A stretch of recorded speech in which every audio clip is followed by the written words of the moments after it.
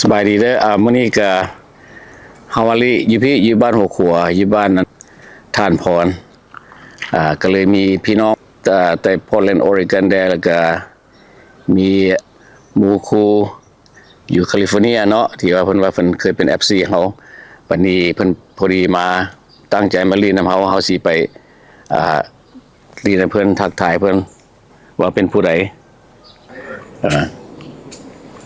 แล้วก็ข้างในก็คักบ้านเพิ่นคักหลายเด้อสบายดีอันดีใจหลายเนาะที่ว่ามาหาพ่อกันเนาะมาเรียนนำกันก็ได้แม่นๆเขา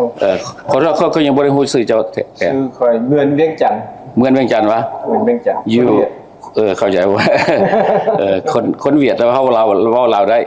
ได้เพราะว่าเกิดมาอยู่เวียงจันทน์เกิดอยู่เวียงจันทน์ลาวเวียดเวียงจันทน์โอ้ดีแล้วโอ้ที่ไปแล้วที่มาเพิ่นมาแต่อันนี้เพิ่นนั่นน่ะอยู่ค่อยละสบายดีค่อย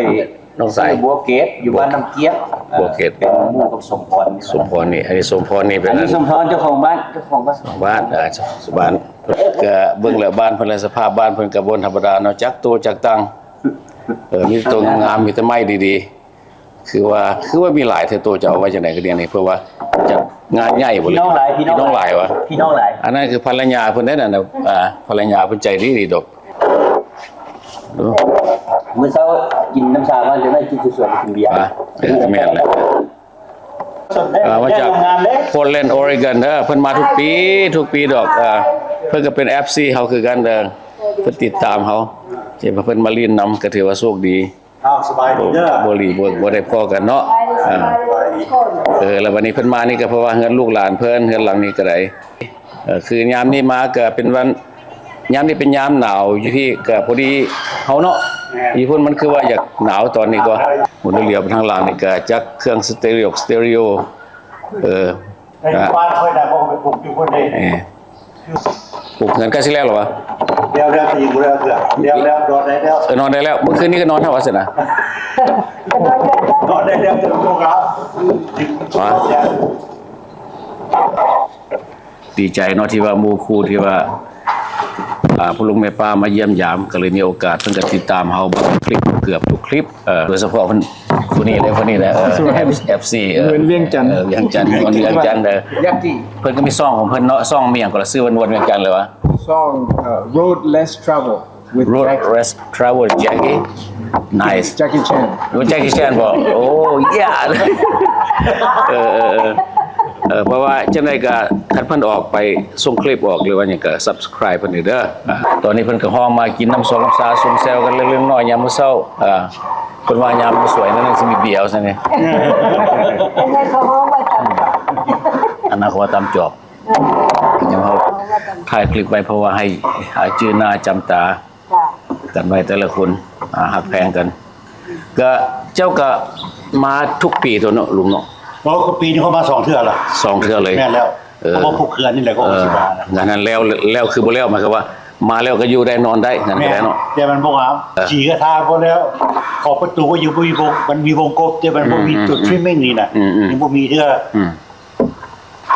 แล้ววันนี้เพิ่นฮู้จักกับลุงได้ไงซั่นน่ะน้องเบียร์เป็นน้องเมียวะคนนั้นเป็นน้องเมียก็เป็นเคยบ่เกิดอยู่เวียงจันทน์เป็นคนลาวเวียดเป็นลาวเวียดเกิดอยู่เวียงจันทน์น้าเบ้าอ่ะก็แต่ว่าในป่านี่เพิ่นก็เว้าลาวกับมะนองมะแนงเทื่อก็อังกฤษออกมาคือนึงเว้าอังกฤษมาก็ได้บ่เป็นหยังดอกก็ลุงไปก็เข้าใจอยู่ The reason I speak better that's okay Laotian may get mixed up say something wrong okay that's fine that's fine so most Laotian the younger ones they all speak English oh they do now yes วันนี้เขาถามเด้อเจ้ามานี่มาเลยบ่มาเที่ยวลาวนี่แต่เดี๋ยวนี้ละปีกายก็มาเทื่อนึงอยู่ลาวปีนี้ก็เทื่อนี้เทื่อที่3เนาะเพราะว่ามาเดือน5แล้วเดือน10ก็มา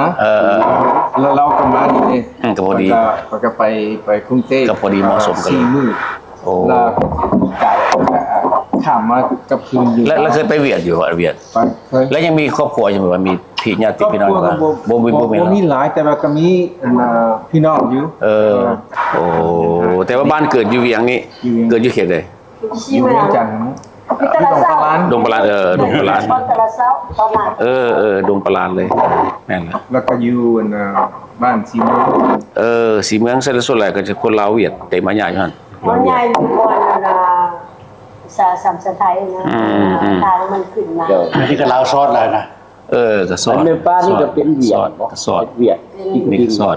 แต่ว่าอันพอเป็นเฮ็ดให้ตอนมาเนี่ยเนาะhow you say my dad was working for French government so we were raised as a French then later on he left so these kids come along later on อันที่ว่าขอถามว่ามาลาวนี่คือรู้สึกว่าไหนมันดินฟ้าอากาศมันดีบ่เลยว่าอาหารการกินบ่เป็นอะไรลองอธิบายให้ฟังเบิ่งมันเที่ยวไปเที่ยวมา เพราะก็มาได้มาเรียนอยู่เมืองลาวประเทศลาวก็ก็ไปเม็กซิโกหลาย เม็กซิโกหลายแต่ว่าเม็กซิโกนี่มันบ่ถูกคืออยู่ลาว แม่นมันจะ คือว่าเขาอยู่hostel backpacker นะ โอเค อันเช่าเตียงอยู่กับเขาอยู่น้ำกันบ่อยู่นี่มีแต่6 ดอนนอนได้บ่อยู่เม็กซิโกนี่25 ดอน มันก็แตกต่างกันหลาย แตกต่างกันหลาย ก็ฉะนั้นหลายเพราะว่าบ้านเรา สีเท่า อาหารมันก็แพงกว่าหน่อยนึง แพงกว่าแต่ว่า อากาศเด้ อากาศเป็นอะไรกัน มันก็ฮ้อนนะอยู่หันมันก็ฮ้อนคือลาวนะ ที่เราเม็กซิโก เพราะฉะนั้นเขาก็ เม็กซิโกฟลอริดาฮาวาย exactly same คือกันเลย ถ้าจะ แต่ ไป ว่า อยู่รัฐพวกนี้ก็คือกับจะ แต่ว่าเขาก็ต้องหาอันเวลาย้ำแต่ไปมันบ่ฮ้อนหลายคือมาตอนนี้เพราะว่ามันพอดีงานเพราะว่า นั่นน่ะก็จักอันมาตอนนี้ก็มาให้มันฮู้จักว่าตอนนี้อากาศมันดีบ่ ตอนนี้เจ้าบำนาญแล้ววะ I'm retired retire now so เจ้ามีแผนการที่จะไปเที่ยวมาบ่ระหว่าง โอ้แม่นะ แล้วครอบครัวเอามานำบ่เลยว่าแนวใด ยังบ่ แล้วมีโลเคชั่นล่ะวะหรือว่าโลเคชั่นจะสิอยู่หม้องใดฮู้จักอยู่วะ Well, he's searching, you know, He's still searching? the right area. โอเค The right place. กำลังซอกหา บ่แม่นเจ้ามีระบบจะบ่บอกซื่อ โอ้ มันบ่คงจริงนะวันนี้มันสิ้นนะวันนี้มันสิ้น พระเจ้าถืออยู่ลาววันศิลป์พระเจ้าจะถือวันวันศิลป์พระเจ้าถืออยู่ลาวพระเจ้าถือวันศิลป์ ยังไป เป็นมือ อยา ผั ก ก ไปหลายบอนให้ฮู้จักเนาะ แม่นล่ะ บอนอยู่บนไหนมันงามแล้วก็ไปบนไหนมันง่าย ก็สิว่ามัก คือว่าไปจำปาสักก็บ่ได้ง่ายเด้มันไกลโพดแต่ว่าค่อยไปแล้วไปเบิ่งมันเป็นจังได๋เพราะว่ามีเราว่านี่โอ้มึงเด้อค่อยไปแล้วอันรถเมล์24ชั่วโมงนะไปคือว่าเวียงจันทน์ไปเวียดนามเนาะหลายบ่อนนี่24ชั่วโมงเด้ แมน แล้วแต่ว่าเราว่านี่24ชั่วโมงก็บ่ไปก็ต้องหาอันวิธีอื่นให้เราสิเป็นคือแบบนี้เนาะคือคันอยากเอาเราไปจับปลาซักให้เรานี่เขาต้องบินไปเขาต้องบินไปแต่เวียงจันทน์ไปฮอดปักเซ ปักเส อันนั้นเขาก็ไปลินได้ไปเที่ยวได้เนาะไปน้ำตกนี่นั่นตอนเดทตอนคอนอันนี้นะก็ได้อยู่แล้วก็บินกลับคืนได้อยู่เราสิว่าเราบ่อยากไปนะรถเมล์24ชั่วโมงโอ้มันเหนื่อย แม่นล่ะ เหนื่อย วิวเวียงก็ยังมีสถานที่ยังเหลือหลายอยู่ส่วนแถวๆนี้ก็ได้เวียงหาวังเวียงบ่แถวเมืองฝวกเมืองเฟืองนี่ก็งามอุดมสมบูรณ์แถวนี้อากาศมันดีอยู่เวียงเพราะว่าอยู่เวียงนี่มันความสะดวกหลายอย่างแม่นบ่ล่ะเพราะว่ารถอันนี้ก็มีหยังก็อยู่ในเบิดนะไปง่าย How do you take a bus from here to Talasao? ๆตลาดเช้า Is there a bus? is I know there's a bus there's a bus there's a bus yeah the รถเมล์เขียว แต่ตลาดสองมันสิมาไปวังเวียงบ่พาราดหรือว่าเมืองเฟืองไปได้ไปท่าอยู่ได้นะ แต่ราคาเท่าไหร่คนก็ยังบ่ได้ไฟดาวเทื่อบ่แพงบ่ ราคาบ่แพง ราคาถือ ยังมีสีเขียว รถ รถเมล์ แต่มัน บัตร รถ เขียว ราคามันต่างกัน วังเวียงราคานึง 100,000,000ทาราด80 พันแล้วก็วางเรียงเป็นเป็นแสน50บอก โอ้เจ้าก็ยังจำได้ก็แต่ซื้อว่ามีความสะดวกหลายอย่างตัวฉะนั้น เพื่อน้อยคนต้อง research yeah everything good idea man to do some research before you get here บอกฉะนั้นมันก็แพงเลยเอ็นนั้นรถคือว่ารถตุกๆนะแต่ว่ามันใหญ่มันก็มาได้ถึงนี่มันมาแต่ว่ามันแพง มันแพง ก่อน จะว่า ขี้อยู่เวียงท่านนะเว้าแต่คิวรถอย่างรถไฟคิวรถไฟคิวรถไฟเข้ามาในเมืองนะเอาง่ายๆสถานีรถไฟนั่นแหละผมคิวสถานีรถไฟเข้ามาในเมืองซื้อๆเนาะนั่นมันอยู่โซนนอกในนิดนึงเด้เนาะแล้วเข้ามาฮอดในเมืองสมมุติมันมาวัดสิเมืองสมมุติว่าสิโอ้มันเอาเท่าไหร่เจ้าวะ2-3 แสนคุณได้ธรรมดาได้อันเว้ารถบ้านเฮานี่ได้อันไอ้พวกมาใช้อันพวกแท็กซี่มิเตอร์พวกก๊อกๆแก๊กๆนี่แพง แพงหลาย แพงได้ บัดนี้เจ้ามาโดนไปหลงยังมื้อใดสิกลับบ่กลับง่าย ก็ วะ ขึ้นไปประมาณเกือบว่า6 เดือน บัดนี้สิอยู่เดือน more than that โอ้ เพราะว่าเขาอยู่แปลงเกินในคนเล็บ นั่นแล้วซะก่อนโอ้บักกันแล้วล่ะฮะต้องสิได้ไปเฉลิมฉลองกันยังไงก็ซั่น เพราะว่า ต้องนัก นี้ ก็ กำลัง สิได้ไปเฮ็ดวิดีโอ อยู่ เอาสิได้ไปเฮ็ดวิดีโอให้อีกครั้งหนึงครับ Yeah, I'll be back first week of June. โอเค 6 So week. first week of June that would be the house would be ready and then get ready to No. เพราะว่าน้ำหนาวนะเขาเลยอยากน้ำหนาวอยู่อเมริกาเขาไปจะมาอยู่นี่ โอ้ น้ำร้อนนี่ไปอยู่พุทธ แม่นๆเอาสัมวิดีโอตัวนี้เขาก็ขออนุญาตเพื่อบางครั้งบางข่าวไม่ป้าหรือว่าเพิ่นนี่ก็ได้ว่าเป็นภาษาอังกฤษเพราะว่าขออนุญาตเด้อมันยากสำหรับเพิ่นเพราะว่าเพิ่นอยู่พุ่นเด้อเขาก็อยู่โดนบางเทื่อมาบางครั้งบางข่าวออกเป็นภาษาอังกฤษนะให้ทุกท่านเข้าใจเด้อ อันนี้พวกยูทูบเบอร์ ไอเรียบเจ้าคุณบ้านอยู่ลาวหลายก่อนอยู่อเมริกา แม่นแหละจักเดือนใช่ป่ะ ก็เกือบเต็มปีพอเลย ว้าว แต่ละเทื่อเกือบเต็มปีไปก็ไปเดือนหนึ่งเดือนก็เกี่ยวอยากกลับมาเพราะเขาก็มีธุระบางสิ่งบางอย่างบางอย่างส่วนเขาก็มีเหือนน้อยอยู่ในหลังนึงเนาะกันก็ต้องได้รักษาก็ต้องมาเบิ่งกันคันบ่มาเบิ่งมันก็คือว่าเศร้าหมองนะต้องได้อยู่ How long you been in America? 40 some years so I've been there long enough แล้วเจ้า We're over there 51 years. yeah จะมีวีซ่าพิเศษบอก วีซ่าพิเศษบ่มีแต่ว่าเขาเอาแบบธรรมดามาทีแรกมันเขาให้3 เดือนก่อนเอา3 เดือนแล้วก็ไปต่อ3 เดือนได้อีก2 เทื่อแล้วก็จะออกหนองคายได้บางเทื่อเขาก็ได้กลับไปขี่ย้อนออกไปก่อนแล้วกลับมาก็เริ่มต้นใหม่ในเรื่องวีซ่าอยู่ลาวเป็นนั้นเฮาคิดว่าหลายๆคนที่บ่เข้าใจนำมาว่าสิเอาวีซ่าเนี่ยนึงเด้อมันสิมี2อย่างเข้ามาเดือนยนต์ว่าแต่ปั๊บอันนั้นมันสิมีวีซ่าเยี่ยมยามวีซ่าทัวร์หันบ่เอาเฮาเอาวีซ่ามาเยี่ยมยามพี่น้องแล้วมันสิออโตเมติกพวกพนักงานก็จะสิรู้จักเองดอกหรือว่าซอยเขียนก็ได้โอเคมาเยี่ยมยามพี่น้องให้90มื้อบาทเดียวเลยซั่นแล้วไปต่อเอา90ไปเลยซั่นบางครั้งว่า30มื้อนี่มาเยี่ยมยามเลาะไปหั่นไปนี่30มื้อมื้อละจังเบิ่งมื้อละได้เขาจำกาให้ก็เขาต้องได้ระมัดระวังข้อนี้ แต่ว่าเขาถามบออยู่นั่นน่ะเขาถามบอว่าพี่น้องผู้ใดชื่อ ถามเขียนใส่ถามเขียนใส่ That's what I use this kit. ส่วนอะไรมันเฮาก็มีทุกคนก็มีพี่มีน้องหรือหมู่คู่เขาใส่ได้นะมันก็บ่ค่อยมีปัญหาเรื่องนี้ ใส่ชื่อเจ้า ยกตัวอย่างว่าอัน Okay, well, that's your cousin. So ยกตัวอย่างว่าเพิ่นนี่มาบ่ฮู้เพิ่นผู้นี้ก็ใส่ไผแล้วใส่พี่หมู่คู่แล้วเพิ่นนี่ไปแล้วพักแพงกันนะบ่มีหยังอันนี้ก็ จะมีนอก แม่น ใส่ซื้อไผแล้วก็มันต้องบ้านของผู้รับผิดชอบอีกบ้านผู้ที่รับประกัน คือว่าบ้านเฮานี่สายการจัดตั้งส่วนหลายก็มีแต่หมู่แต่คู่แต่พี่น้องกันมันเว้ากันง่ายอยู่แล้วนะมันบ่มีหยังที่ว่าเป็นอันตรายถึงขั้นนั้นแปลว่าสบายอยู่นี่นะ I think a look like. เวลาไปต่อหันคือว่าเพิ่น65แล้วเขา50,000กีบซื่อๆเลยบ่ได้เสียหลายแต่ว่า ทุกเทื่อตอน แม่ทุกเทื่อตอน ทุกคนขอค่อย40 เพราะว่าเจ้าบ่ทัน65บ่ทันนั่นเด้65แปลว่า full retirement 65แล้วเขาจะออโตเมติกออกมาเลย แต่50,000 50กีบ 50,000 กีบ เท่านั้นเลย แล้วสมมุติว่าผู้ใดรุดกันละ64เด้ ก็40 ดอลลาร์ โอ้40 ดอลลาร์ลงมาถึงลงได้18 ปี อยู่อเมริกานี่ปีเดียว ถ้าเด็กน้อยหัน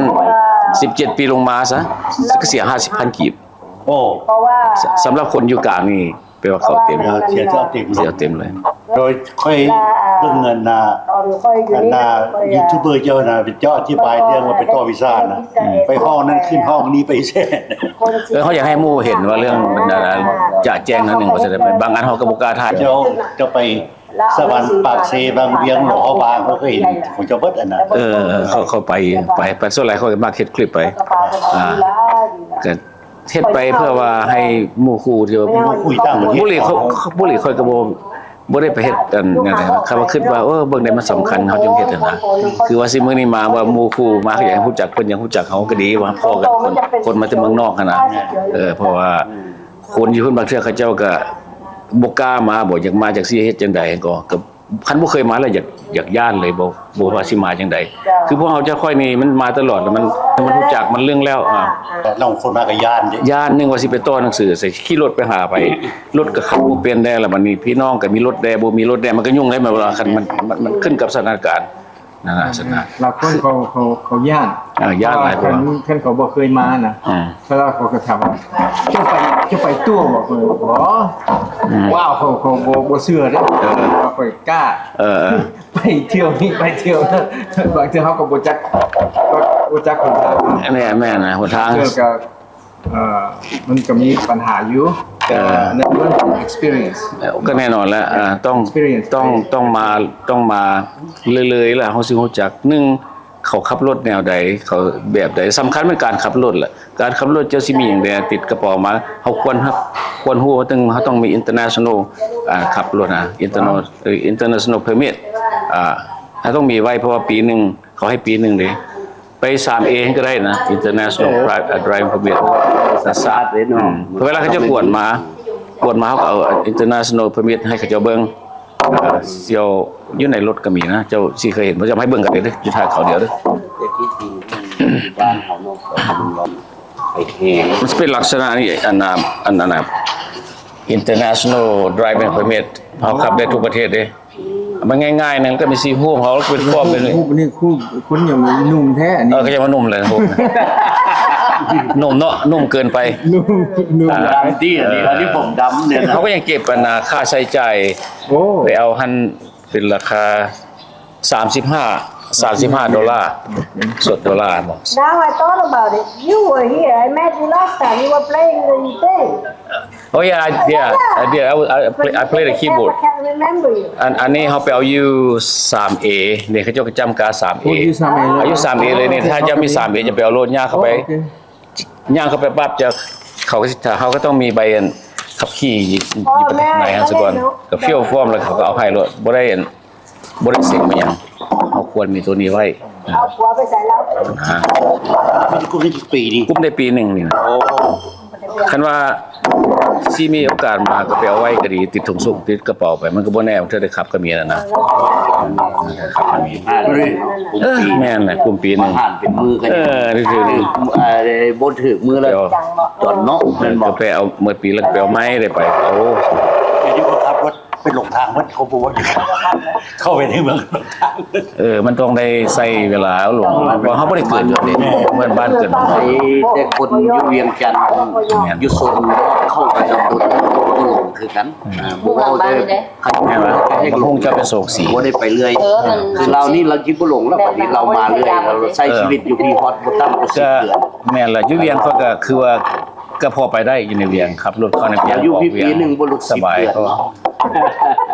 ค่อยมาที่แล้วบอกค่อยหลงทางค่อยขี่รถจากหนองดวงไปท่านหลวง ค่อยที่เข้ามาหนองดวงอีกเขาเป็นเลาะตามแถวประตูไซนะชั่วโมงปลายเขาออกได้ จะออกได้ หลงทางจะไม่จะกลับ มันก็เฮาบ่ได้มาเลยเนาะบ่ว่าล่ะแต่คนอยู่นี่เขาเจ้าบ่ได้ไปเลยก็ยังหลงเด้ มาซื้อรถยนต์ดาวบ่ได้ว่าซั่น เรื่องซื้อได้แต่ว่าหนังสือรถให้ไปซื้อเจ้าได้แต่ว่าบัตรไทโด โอ้ไทยหรอ ไทโดมันเป็นของซื้อคนนั้นอยู่พี่ คนอยู่นี่ อยู่นี่ซื้อหนังสือซื้อได้ คือกัน หนังสือเราซื้อเอาได้ That's the same thing with the house. See? That's the same เนี่ย thing. มันบ่เป็นหยังเพราะว่าเขาก็มีหนังสือรับประกันเฮาไว้เด้มันมีข้อมูลอยู่หั่น วันนี้มาฮอดลุงนี่บัดนี้นะก็เที่ยวไปเที่ยวมา ไปมาเรื่อยๆเชื่อ ไปมาบัดนี้โดนได้บัดนี้มาบัดนี้เนาะ มาที่ โดนหลาย กลับนะ โดนที่สุดอยู่ที่ โดนที่สุดบาทนี่6 เดือน ครับผม เอาขอบใจหลายๆเด้อยินดีหักแพงกันเด้อสำหรับวิดีโอตัวนี้ก็สิได้หมดเท่านี้เนาะเพราะว่าเฮาก็ดีใจที่ว่าเห็นหมู่ครูหรือว่าถามข่าวหาเฮาก็ฮู้ลุงนี้ฮู้ป้านั่นแล้วก็ฮู้อันน่ะเจ้าของบ้านแล้วก็ฮู้พี่น้องแถวๆนี้เพราะนั้นเด้อขอบใจหลายๆที่ว่าทุกคนที่เข้ามารับชมวิดีโอนี้ก็อย่าลืมติดตามเพิ่นนี่เด้อ YouTube Bye.